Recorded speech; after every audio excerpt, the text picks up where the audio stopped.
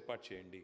Fast track అంటే ఒక్కసారి ఇలాంటి నేరం జరిగినప్పుడు మళ్ళీ ఎవరు అలాంటి దుస్సాహసం చేయకుండా నిందితుడికి వెంటనే శిక్ష పడుతుంది, బాధితులకు న్యాయం వస్తుందనే విధంగా ప్రతి జిల్లాలో అవసరమైతే ప్రత్యేక ఫాస్ట్ ట్రాక్ కోర్టులు ఏర్పాటు చేయాలని ప్రభుత్వానికి మా విజ్ఞప్తి.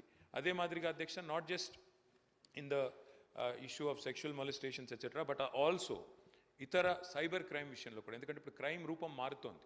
ఇదివరకు మనకు ఎన్నో సెక్షన్స్ ఉన్నాయి అధ్యక్ష పీనల్ కోడ్లో, అవన్నీ కూడా చాలా అవుట్డేటెడ్ అయిపోయినాయి, ఆబ్సలీట్ అయిపోయినాయి. అందుకే కొత్త చట్టాలు కూడా వస్తూ ఉన్నాయి. నేను రాష్ట్ర ప్రభుత్వాన్ని అడుగుతా ఉన్నాను, ఈ మధ్యన కేంద్ర ప్రభుత్వం కొన్ని కొత్త న్యాయ చట్టాలు కూడా తెచ్చింది.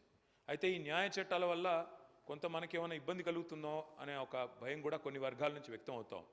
ముఖ్యంగా మన తెలంగాణ ఈ ప్రాంతంలో వామపక్ష ఉద్యమాలు, ప్రజా సంఘాలు చాలా విస్తృతంగా చాలా క్రియాశీలంగా ఉండే రాష్ట్రం మన తెలంగాణ.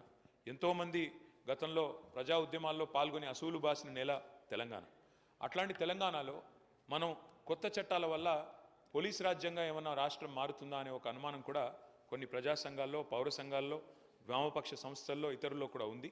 దయచేసి నేను మంత్రి గారిని కోరుతా ఉన్నాను, కర్ణాటక రాష్ట్రం ఎక్కడైతే కాంగ్రెస్ గవర్నమెంట్ ఉందో, పశ్చిమ బెంగాల్, తమిళనాడు, ఈ 3 రాష్ట్రాల్లో కూడా ఆ కేంద్రం తీసుకొచ్చిన చట్ట సవరణలను వారు కొంత మార్పులు చేర్పులు చేసి పోలీస్ రాజ్యంగా కాకుండా ప్రజలకు, పౌర సంఘాలకు, ప్రజాస్వామ్యంలో నిరసనలకు హక్కుండే విధంగా వారు కొన్ని చట్ట సవరణలు కూడా తీసుకొచ్చారు.